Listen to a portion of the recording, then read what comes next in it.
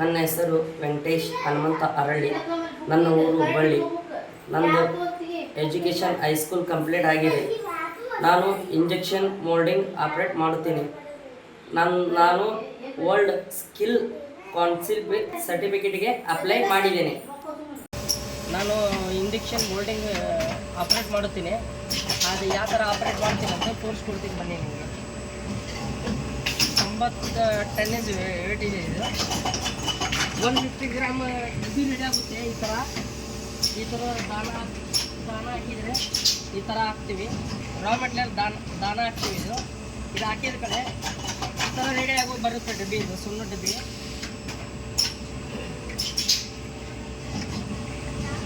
Plastic ಇದು ಯಾವ ಥರ ಸ್ಟಾರ್ಟ್ ಆಗುತ್ತೆ ಅಂತ ನೋಡೋದು. ಇಲ್ಲಿ ಕೆಳಗಡೆ ಇದೆ. ಇದು ಆನ್ ಮಾಡಿಬಿಟ್ಟು ಇಲ್ಲಿ ಮೀಟರ್ ಇದೆ.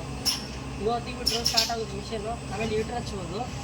ಲೀಟ್ರ್ ಹಚ್ಚಿದ ಮೇಲೆ ಈ ಥರ ರೆಡಿಯಾಗಿ ಒಂದು 10-15 ನಿಮಿಷ ಕಾಯಿದರೆ, ಒಂದು 10-15 ನಿಮಿಷ ವೇಟ್ ಮಾಡಿದರೆ ಈ ಥರ ರೆಡಿಯಾಗಿ ನಮ್ಮ ಪ್ರಾಡಕ್ಟ್ ಬರುತ್ತೆ. ಈ ಥರ ಪ್ರಾಡಕ್ಟ್ ಬಂದಾದ ಮೇಲೆ ಈ ಥರನೂ 50 ಗ್ರಾಮ್ಸಲ್ಲೇ ಏನೇ ಇದ್ದರೂ ಮಾಡ್ಬೋದು. ಈ ಥರ ಮಾಡ್ಬೋದು. ಇಲ್ಲಿ ಚೇರ್ ಇದೆ, ಈ ಥರ ಮಾಡ್ಬೋದು. ಈ ಥರ ಎಲ್ಲ ರೆಡಿಯಾಗಿ ಐಟಮ್ಸ್ ಬರುತ್ತವೆ ನಮ್ಮ ಮಿಷನಲ್ಲಿ.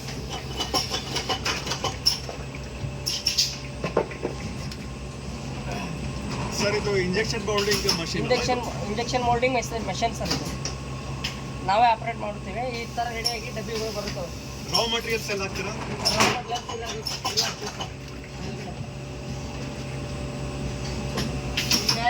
ರಾ ಮಟೀರಿಯಲ್ಸ್ ಹಾಕ್ತೀವಿ.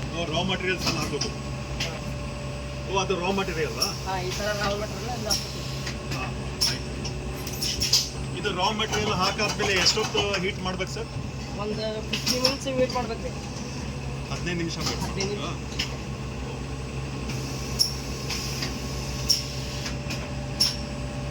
ಇದು ನೀವು ಆಪರೇಟ್ ಮಾಡೋದು ಕಂಪ್ಲೀಟ್ಲಿ ಆಟೋಮೆಟಿಕ್ ಮಷೀನ್?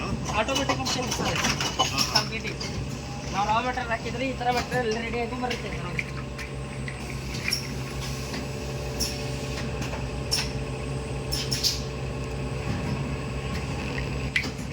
ಈ ಥರ ರೆಡಿಯಾಗಿ ಬರುತ್ತಲ್ಲ ಮೆಟೀರಿಯಲ್.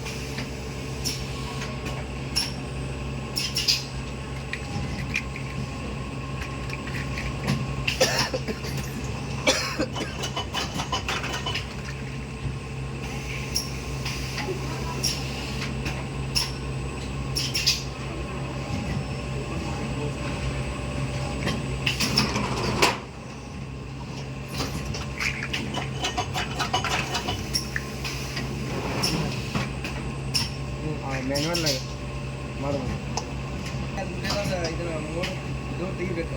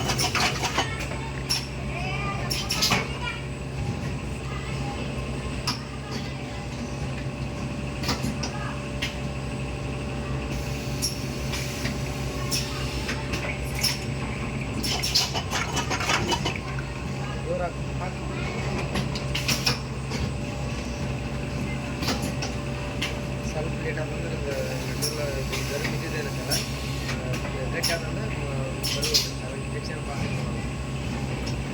15 ಸೆಕೆಂಡ್ ಬರಬೇಕಲ್ಲ. ಬರಬೇಕಲ್ಲ